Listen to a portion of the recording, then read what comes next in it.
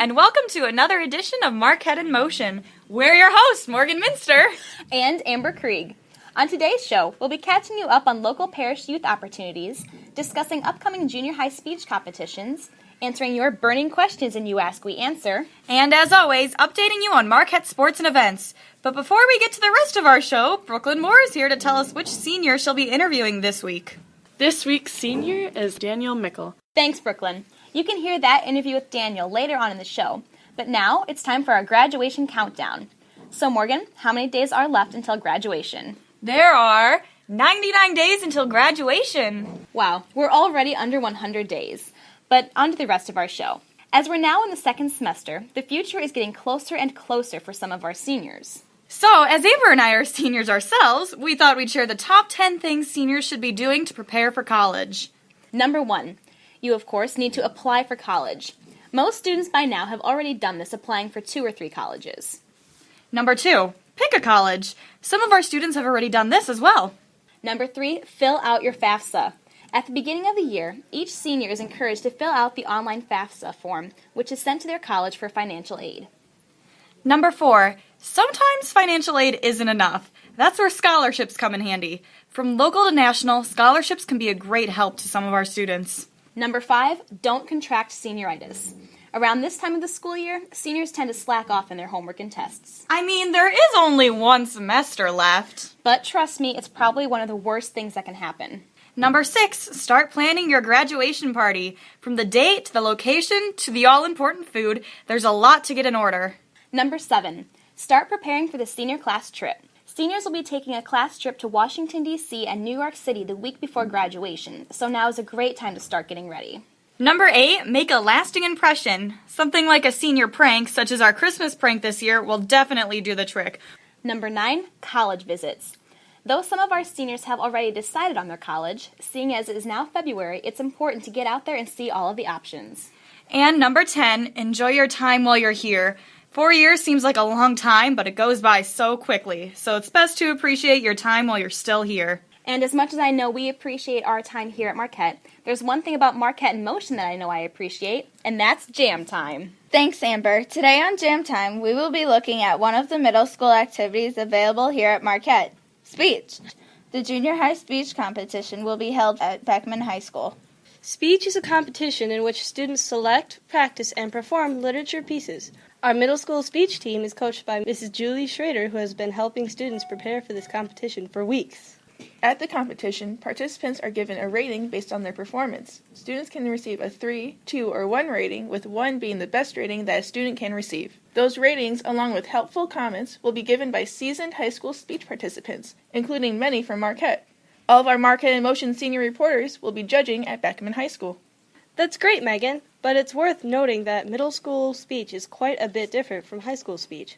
At the high school level, students have the opportunity to advance to state and even all-state if they perform well. Middle school speech only has 1 performance opportunity. There are also different categories that students can participate in. The options in middle school are the more basic categories: mime, poetry, prose, acting, and storytelling. Now, I'm sure you're all dying to know just which middle schoolers will be participating in this activity, so let us inform you. Emma Callahan, Beatrice Kemp, Molly Minster, Avery Sieverding, and Katherine Heimbuck will be participating in prose. Spencer Hexmeyer, Lexi Nemmers, and Wade Schwager are in poetry. Evie Berthel, Kelsey Gerlach, Macy Heim, Hallie Kilberg, and Hannah Litterer are in acting. And Maura Tracy is in storytelling. But sadly, no mimes. Well, we certainly wish all of our students the best. We know you'll make us proud. Well, that's enough of us speaking. Let's hear from our sponsors. With Marquette in Motion, this has been Jam Time! With Justina Denlinger, Allison Hager, Megan Litter, and Mackenzie Kilberg. Don't go away, we'll be right back. Welcome back to Marquette in Motion. Christina Coos is here with her report on the Archbishop's recent visit to our parish. This past Wednesday, St. Joseph's happily welcomed Archbishop Michael Jacobs. The Archbishop returned to Bellevue this week after celebrating our parish's confirmation 2 weeks ago. On Wednesday night, Archbishop Jacobs hosted a holy hour at St. Joseph's Catholic Church. The night began with adoration, and all people in attendance were placed in the presence of the Lord. Afterwards, the Archbishop began his talk, encouraging those in attendance to take on a deeper spiritual life. Spontaneous prayer also took place. Everyone was invited to share their intentions out loud with the church and pray as a community. All of this was followed by a seminarian who spoke about his own call to religious life. Thank you to Archbishop Michael Jacobs for giving of his time to enlighten the people of our communities. For Marquette in Motion, this has been Christina Coos. Thanks for reporting, Christina. Now some more enlightenment. Let's bring in Lauren Kilberg to shed some light on all the happenings here at Marquette. The first question today says, I hear Marquette has started offering AP classes. How are they going? Well, that's right. This year Marquette was very excited to offer advanced placement, language, and composition as an alternative to seniors instead of English 4. Our English teacher, Mr. Andy Bishop, was able to attend a summer conference at the University of Iowa to learn how to effectively teach this course. Basically, AP classes are advanced courses that offer students potential college credit while still fulfilling high school graduation requirements. This April, our students will be taking a test that will display their skill in the areas of reading and writing.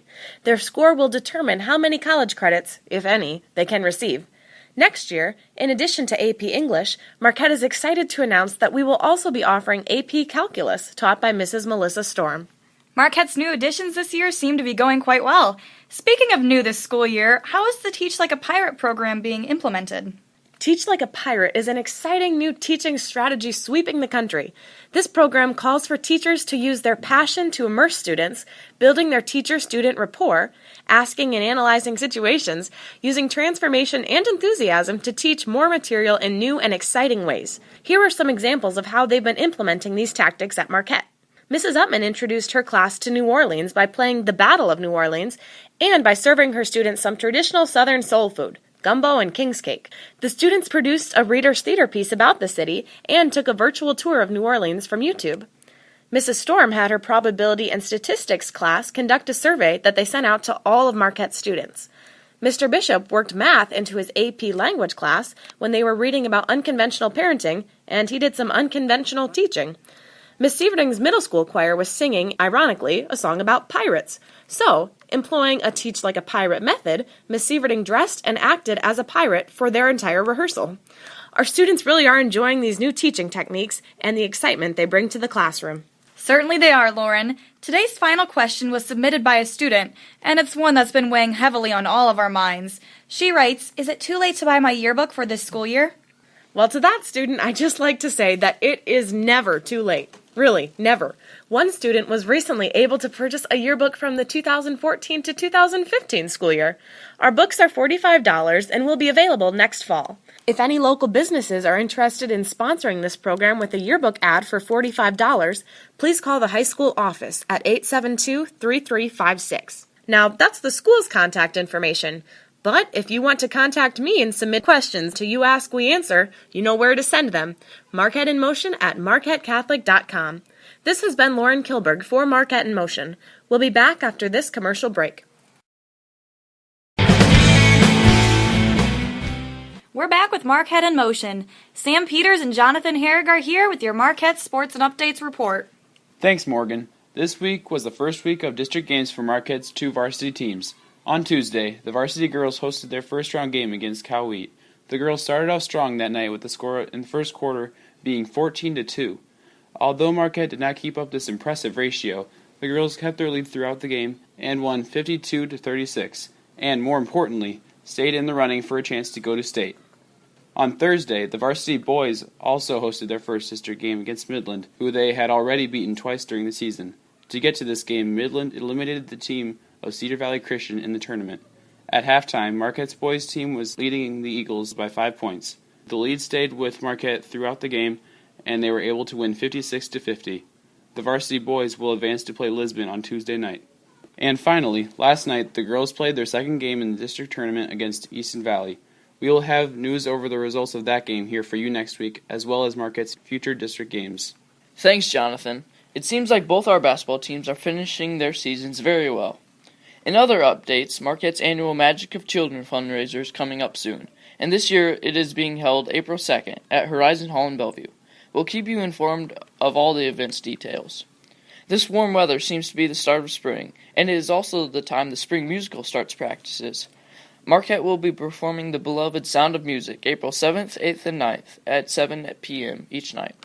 For Marquette in Motion, this has been Sam Peters. And Jonathan Herrig with your Marquette Sports and Updates report. Thanks, boys. Now we'll turn it on over to Brooklyn Moore for her senior interview. Hello, everyone. I'm Brooklyn Moore, and I'll be interviewing Daniel Mickle, another one of Marquette's fine seniors. How's your senior year going so far? I would say my senior year is going quite fast, and I'm starting to struggle with trying to keep up with getting scholarships done. I can understand that. Being a senior sounds great, but there are a lot of last times. What do you think you are especially going to miss here at Marquette? Being a part of a team, Marquette's kind of an enormous family to me. The thing I would miss most is probably just all the time spent on the basketball floor and the fact that I don't know when my last game will be. Well, I understand you came out with a big win on Thursday. I'm sure you're happy about that. How do you help your team achieve success? I try to push all the guys, with perseverance, and I tell them dig down deep, look for the energy inside, play with your heart. Way to be a good leader. Good luck on the road to state. Good luck also in your upcoming role on The Sound of Music. Can you tell our listeners a little bit about your role? My character is Max Detweiler. He is Captain Von Trapp's friend, but he also kind of uses him for his money. His role is a little smart aleck, which is a little bit of my personality, so I feel like I could play the role extremely well. Sounds fun. We are all looking forward to the show in April. Talking about looking forward to things, what do you plan on doing next year? My plan was, still kind of is, to join the military, and for me to do that, I'm probably going to go through boot camp in the fall, so then I'll miss my first year of college. But the benefit of joining the military, they're going to pay or help me pay for my schooling at Iowa State. So after the military, do you know what you want to major in when you go to Iowa State? As of now, possibly agronomy. I eventually want to start my own farm, but I want to be in the ag field also. That's good to know. Okay, last question before we go. Can you tell us something about yourself that not very many people know? Ooh, that's a tough question, Brooklyn. I would say, since I want to pursue my career into the ag field, not many people know that my role model is Norman Borlaug. And for those of you who do not know who Norman Borlaug is, I would suggest checking into some factual information about him. Okay, I'll have to do that in my free time. Anyways, thanks for letting me interview you, Dan, and thanks to all our listeners. Make sure to keep tuning in. For Marquette in Motion, this has been Brooklyn Moore. Thanks for reporting, everyone. And thanks for tuning in. For Marquette in Motion, this has been Morgan Minster and Amber Krieg. And remember, stay informed, stay involved, stay in motion.